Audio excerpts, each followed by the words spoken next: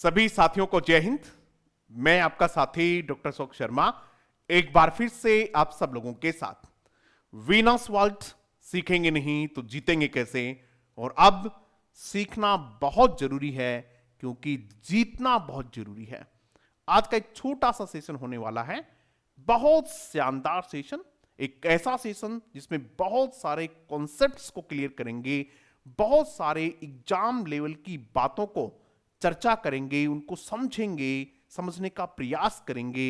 ये किस प्रकार का सेशन होने वाला है आप सब जानते हैं कि YouTube के कम्युनिटी टैब पर और मैं अपने टेलीग्राम चैनल पर एक क्वेश्चन रोजाना पोस्ट करता हूं और उस क्वेश्चन का आंसर आप लोग मेरे से पूछते रहते हैं। आंसर देने के बाद भी बहुत सारे बच्चों को लगता है कि सर क्वेश्चन एकदम क्लियर नहीं हुआ, इसमें कौन सा कॉन्सेप्ट है वो हमें समझ नहीं आया। तो मैंने सोचा क्यों नहीं उस क्वेश्चन का एक छोटा सा वीडियो सॉल्यूशन आप लोगों को मैं दूं ताकि आप पे उस क्वेश्चन को समझ सकें और उस सेंटेंस में और कौन कौन से क्वेश्चंस बन सकते हैं, यानी आपको पढ़ना कैसे है, आपको चीजों को समझना कैसे है, ये सारी बातें आप सीखें। इसलिए हमने ये एक अलग सीरीज शुरू की है। यदि आपको पसंद आई ये सीरीज तो निश्चित रूप से हम इसको कंटिन्यू रखेंगे।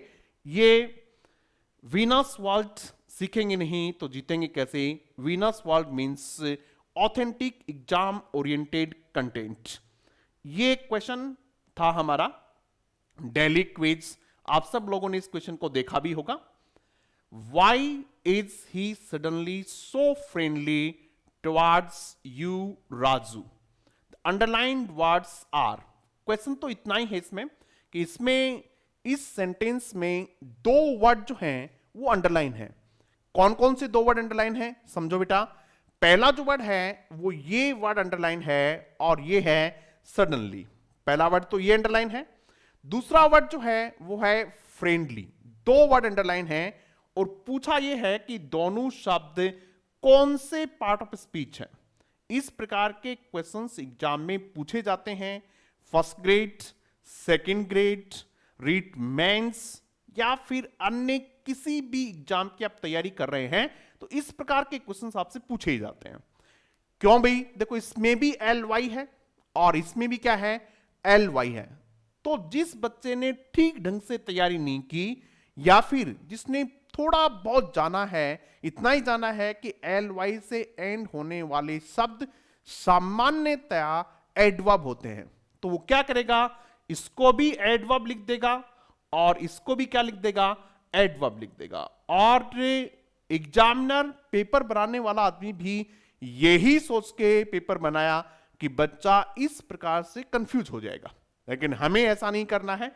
हम इन दोनों को तो समझेंगे, इसके अलावा इस सेंटेंस में कौन कौन सी बातें ऐसी हैं जो हमें समझनी चाहिए। देखो भाई कौन कौन सी बातें समझनी चाहिए। पहला तो यही समझना चाहिए कि वाई कौन सा पार्ट ऑफ स्पीच है। जरूरी नहीं है कि आपको सडनली और फ्रेंडली पूछें। पेपर बनाने वाले का अपन क्या कर सकते हैं, वो तो इस वर्ड को अंडरलाइन कर देता, कर सकता है ना, कि वाई इसमें कौन सा पार्ट ऑफ स्पीच है। तो पहला बात आप यही बताएंगे मुझे कि वाई कौन सा पार्ट ऑफ स्पीच है। कोशिश करेंगे, सब बच्चे आंसर लिखने की कोशिश करेंगे, वाई कौन सा पार्ट ऑफ स्पीच है, पहला क्वेश्चन। दूसरा क्वेश्चन इसमें यह बनता है कि वाई जो वर्ड आपका, इसका सही फोनेटिक ट्रांसक्रिप्शन क्या होता है। दूसरा ये है, पहला ये है कि वाई जो है ये कौन सा पार्ट ऑफ स्पीच है, ये पहली बात। दूसरी बात कौन सी है, वाई जो आपका है ये कौन सा पार्ट ऑफ स्पीच है। तीसरी बात, इज किस प्रकार की वर्ब है इसमें। देखो आपके पास समय है भी, इसलिए आप कॉन्सेप्ट्स को अच्छे से क्लियर करते हुए चलें ताकि एग्जाम के दिन आपको किसी प्रकार की कोई दिक्कत नहीं हो। इज जो है ये किस प्रकार की वर्ब है। किस प्रकार की वर्ब से मेरा मतलब है ये लेक्सिकल वर्ब है या फिर मेन वर्ब है, और किस प्रकार की वर्ब आप बताएंगे इसमें। उसके बाद में ही आप सब जानते हैं कि प्रोनाउन है और यहां सब्जेक्ट भी है। उसके बाद में सडनली पूछा ही है। उसके बाद एक वर्ड आता है सो कौन सा पार्ट ऑफ स्पीच है। आप ये भी बताएंगे सो कौन सा पार्ट ऑफ स्पीच है। सारे के सारे क्वेश्चंस आप नोट करते जाएं और उनके आंसर्स जो जो आंसर आपको आते हैं वो आंसर लिखें, जो नहीं आते हैं वो समझने की कोशिश करें, केवल आंसर समझने की कोशिश नहीं करें, कॉन्सेप्ट समझने की कोशिश करें कि वो यहां ये आंसर क्यों है, इतना जरूर आप समझने की कोशिश करें। फ्रेंडली है टुवर्ड्स कौन सा पार्ट ऑफ स्पीच है, यू आप सब जानते ही हैं, और राजू है ये आप सब जानते हैं कि नाउन है, लेकिन यहां राजू का आपको केस बताना है। राजू का क्या बताना है? केस बताना है। अब कई बच्चे कहेंगे सर जी केस क्या मामला है? आपने जब नाउन पढ़े होंगे तब आपने केस भी पढ़े होंगे। मैं आप लोगों को थोड़ा सा याद दिला देता हूं, यहीं से शुरू करते हैं अपन। कहां से? राजू से। क्या आपको याद है कि आपने 4 या 5 प्रकार के केस पढ़े थे? पहला कौन सा पढ़ा आपने? नॉमिनेटिव केस पढ़ा, NOMINATIV। क्या आपने नॉमिनेटिव केस पढ़ा? यदि पढ़ा तो आपको पता होना चाहिए नॉमिनेटिव केस क्या होता है। जब किसी नाउन को सब्जेक्ट के रूप में काम में लिया जाए तब उसका केस क्या होता है? नॉमिनेटिव केस होता है। ठीक है, फिर उसके बाद आपने पढ़ा होगा ACCUSATIV। क्या बोलते हैं इसको? एक्यूजेटिव केस पढ़ा कि नहीं पढ़ा भाई आपने? बताइएगा। आपने एक्यूजेटिव केस भी पढ़ा होगा निश्चित रूप से। उसके बाद आपने तीसरा डेटिव केस भी पढ़ा होगा। कौन सा केस पढ़ा होगा? डेटिव, DATIV, डेटिव केस भी पढ़ा होगा। उसके बाद आपने एक केस पढ़ा होगा जेनेटिव केस। पढ़ा कि नहीं पढ़ा भाई?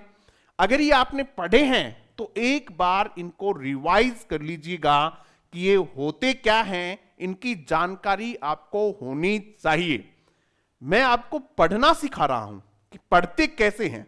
जब एक क्वेश्चन आपके पास आ जाए तो उस क्वेश्चन में कितनी सारी चीजें आपको समझनी होती हैं, कितनी सारी चीजें आपको सीखनी होती हैं, और कैसे एक क्वेश्चन से अनेक क्वेश्चन बनाए जा सकते हैं, और बहुत कम क्वेश्चन के साथ भी आप बहुत अच्छे कॉन्सेप्ट सीख सकते हैं। डेटिव केस, उसके बाद आपको एक पढ़ा होगा जेनेटिव केस। पढ़ा कि नहीं पढ़ा भाई? GENITIV, generative case, GENITIV, generative case.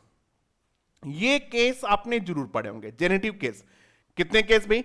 Nominative, accusative, dative, generative. ये सामान्यतया आपको पढ़ाए जाते हैं।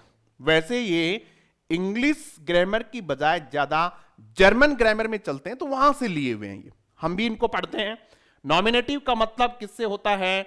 सब्जेक्ट से होता है। ये आपने जरूर पढ़ा होगा।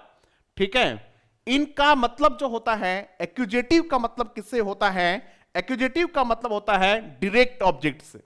किससे होता है? डायरेक्ट ऑब्जेक्ट से। डायरेक्ट ऑब्जेक्ट से।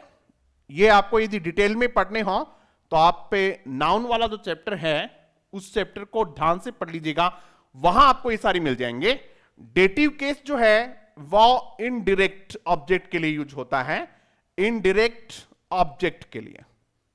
ठीक है बेटा। उसके बाद में जेनेटिव केस जो है वो पोजेशन के लिए यूज होता है, पोजेशन के लिए। इतना आपको पता था। लेकिन यहां जो राजू है उसका कौन सा केस है बताना तो ये था। बताओ भाई, राजू का कौन सा केस है? क्या इन चारों में से है या फिर कोई और केस बनता है? बताइएगा भाई, कोशिश कीजिएगा बताने की। एक और केस है वोकेटिव, VOCATIV। कौन सा अभी? Vocative, VOCATIV, vocative. Vocative case कई बार बच्चे पूछते हैं कि सर वोकेटिव केस क्या होता है? डायरेक्ट एड्रेस, जब किसी को डायरेक्ट एड्रेस किया जाए उस स्थिति में जो केस होता है उसको क्या कहते हैं? वोकेटिव केस कहते हैं। क्या कहते हैं बेटा? Vocative case. Direct case, direct address. Direct address है, इसका मतलब क्या है? वो वोकेटिव केस। अब इसको समझिएगा आप लोग के राजू को। Why is he suddenly so friendly towards you, Raju? आप राजू को सीधा सीधा क्या कर रहे हैं? एड्रेस कर रहे हैं। कर रहे हैं कि नहीं कर रहे हैं? कर रहे हैं। इसलिए राजू का जो केस है वो कौन सा केस है बेटा? वो आपका वोकेटिव केस है। Is it clear? क्या ये बात अच्छे से समझ आ गई? निश्चित रूप से आ गई होगी। Where are you going? Puja. Where are you going? पूजा।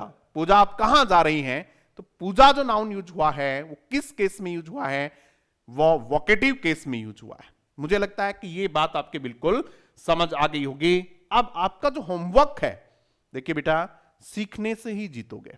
बहुत सारे बच्चों को लगता है कि भाई हमें पढ़ने की आवश्यकता नहीं है और हमारा ऐसे ही काम चल जाएगा, बाद में पढ़ लेंगे, एग्जाम के पास पढ़ लेंगे, शॉर्टकट पढ़ लेंगे, उनके नोट्स पढ़ लेंगे, उनके नोट्स पढ़ लेंगे। ऐसे नहीं चलेगा बेटा। अपने नोट्स तैयार कीजिएगा, चीजों को धीरे धीरे समझिएगा।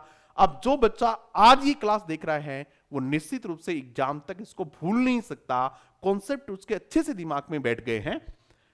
तो ये हो गया आपका होमवर्क। ये है कि आप इन सब की एग्जांपल्स लिखेंगे, किसके, नॉमिनेटिव केस का, एक्यूजेटिव केस का, डेटिव केस का और जेनेटिव केस का। इन सब के एग्जांपल्स आप पे लिखेंगे। एक पॉइंट हमारा जो है वो बिल्कुल क्लियर हो गया अभी, ठीक है। अब अपन नेक्स्ट पॉइंट की तरफ बढ़ते हैं। नेक्स्ट पॉइंट की तरफ बढ़ते हैं। इस प्रकार की क्लासेस जो हैं, यदि हमारी वीक में एक दो भी हो जाएं, एक दो क्लासेस भी हो जाएं, तो बहुत सारी चीजें मैं आप लोगों को बता सकता हूं, बहुत सारी चीजें मैं आप लोगों को समझा सकता हूं। मेरी बड़ी इच्छा रहती है कि आप लोग के इंग्लिश में बहुत अच्छे हो जाएं।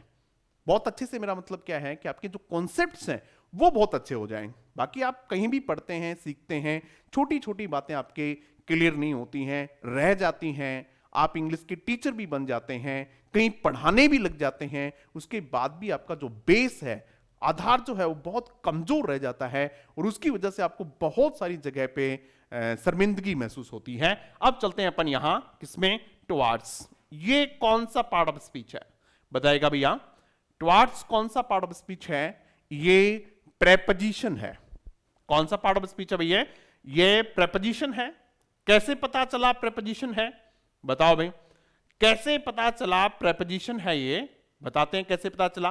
टुवार्ड्स यू, इसके बाद आने वाला नाउन या प्रोनाउन को ये गवर्न करती है, इसलिए क्या हुई है, प्रेपोजिशन हुई। प्रेपोजिशन की यही विशेषता होती है, संबंधवाचक शब्द होते हैं कि इसके बाद आने वाले नाउन या प्रोनाउन का संबंध बाकी से बताते हैं। टुवार्ड्स यू, आपकी तरफ, आपके प्रति, ठीक है। He is coming to me, he is coming to me, वो मेरी तरफ आ रहा है। He is coming to me. I got it from my parents, I got it from my parents. I got it from my parents. I got it from my parents. तो ये from क्या हो गया, उसी तरीके से क्या है, towards भी क्या है, preposition है। समझ में आ गई बात भाई। एग्जाम्पल्स आप पे अपनी मर्जी के बनाइएगा, और भी बहुत सारे एग्जाम्पल्स बनाइएगा। अब चलते हैं अपन किसमें, इधर फ्रेंडली। फ्रेंडली जो वर्ड है ये कौन सा पार्ट ऑफ स्पीच है, ये पूछा हुआ है। पहले तो देखिएगा जो बेस वर्ड है वो कौन सा है, फ्रेंड वर्ड है। जिस शब्द को हम समझ रहे हैं वो शब्द कौन सा है, फ्रेंड वर्ड है एक। फ्रेंड्स, फ्रेंड क्या है, नाउन है। फ्रेंड क्या है, नाउन है, ठीक है। जब आपके पास एक वर्ड हो तो आप उस वर्ड से बनने वाले बाकी पार्ट्स ऑफ स्पीच भी जानने की कोशिश किया करें। ये आपकी रुचि हो जाएगी तो फिर आप फेल नहीं होंगे, किसी भी एग्जाम में नहीं होंगे। कितना ही मुश्किल एग्जाम कोई भी आ जाए, तो देखिए भाषा तो एक ऐसा विषय है जो धीरे धीरे तैयार हो जाता है और फिर हमेशा के लिए तैयार हो जाता है। फ्रेंड है, इससे क्या क्या बन सकता है, इससे बन सकता है फ्रेंडशिप, बन सकता है कि नहीं बन सकता अभी, इससे बन सकता है फ्रेंडशिप। तो फ्रेंडशिप क्या हो गया, ये दोस्त हो गया और ये दोस्ती हो गई। यानी इस नाउन से हमने दूसरा नाउन बना दिया, यानी फ्रेंडशिप भी क्या हुई, नाउन हुआ, ठीक है। अब एक वर्ड इससे बनता है फ्रेंडली। कौन सा बनता है, फ्रेंडली, जो ये बना हुआ है फ्रेंडली, FRIENDLY, ये शब्द आपका फ्रेंडली बना हुआ है, ठीक है। फ्रेंडली जो है, जब आपको पार्ट्स ऑफ स्पीच समझ में नहीं आए तो उसको सेंटेंस में डाल के देख लो। ही इज फ्रेंडली बिहेवियर, ऐसे करके देख लेना। He is friendly behaviour, FRIEND, he is friendly behaviour. BEHAVIOR, he is friendly behaviour. Behaviour क्या है? नाउन है, और फ्रेंडली किस प्रकार का? मित्रवत व्यवहार है, तो ये इसके लिए क्या है? एडजेक्टिव है। फ्रेंडली मैनर्स, फ्रेंडली मैच, ठीक है, फ्रेंडली मैच, आपने ये शब्द बहुत बार सुना होगा, फ्रेंडली मैच। क्या सुना होगा अभी आपने? Friendly match. तो मैच क्या है इसमें? नाउन है। किस प्रकार का मैच?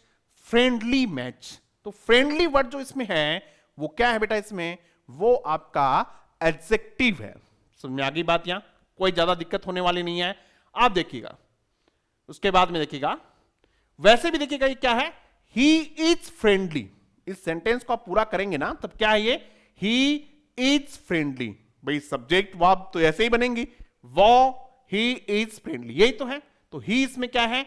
सब्जेक्ट है। और इज जो है, हमने आपसे पूछा था किस प्रकार की वर्ब है, तो यहां ये लिंकिंग वर्ब है। किस प्रकार की वर्ब है बेटा? लिंकिंग वर्ब है। इज जो है वो आपकी कौन सी प्रकार की वर्ब है भाई? इज आपकी लिंकिंग प्रकार की वर्ब है। समझ में आ गई? लिंकिंग प्रकार की वर्ब है। और लिंकिंग प्रकार की वर्ब के बाद या तो आपको नाउन मिलेगा और या फिर क्या मिलेगा? एडजेक्टिव बनेगा, जो कि कॉम्प्लीमेंट होता है। तो क्या होगा ये? फ्रेंडली। ठीक है, अब आते हैं अपन किस पे? वाई हो गया, चलो वाई हुआ नहीं, वाई समझते हैं क्या। फ्रेंडली हो गया एडजेक्टिव। अब आते हैं किस पे? वाई पे आते हैं। वाई का जो फेनेटिक ट्रांसक्रिप्शन है वो ये है, वाई, यानी एच कहीं भी नहीं होता है इसमें, है की साउंड कहीं नहीं होती है। समझने की बात यह है कि इसमें है की साउंड कहीं नहीं होती है। वाई इज, वाई कौन सा पार्ट ऑफ स्पीच है? वाई एडवर्ब है। वाई क्या है? एडवर्ब है। अब कई बच्चों के दिमाग में आ रही होगी कि सर ये बात आप बताइएगा कि एडवर्ब क्यों है। ये कारण बताती है बेटा। क्या बताती है?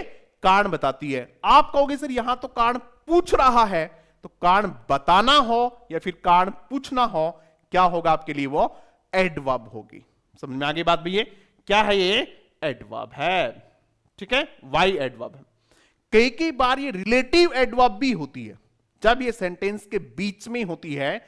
जैसे रिलेटिव प्रोनाउन आप पढ़ते हो, उसी समय आपको वेन, वाई और वेन, वाई क्या पढ़े जाते हैं? वेयर। वेन, वाई और वेयर क्या पढ़े जाते हैं? रिलेटिव एडवर्ब पढ़े जाते हैं। सीखा कभी आपने relative adverb?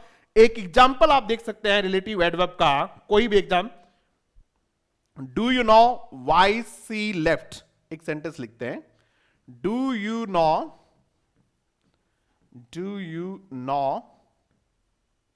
Y see left?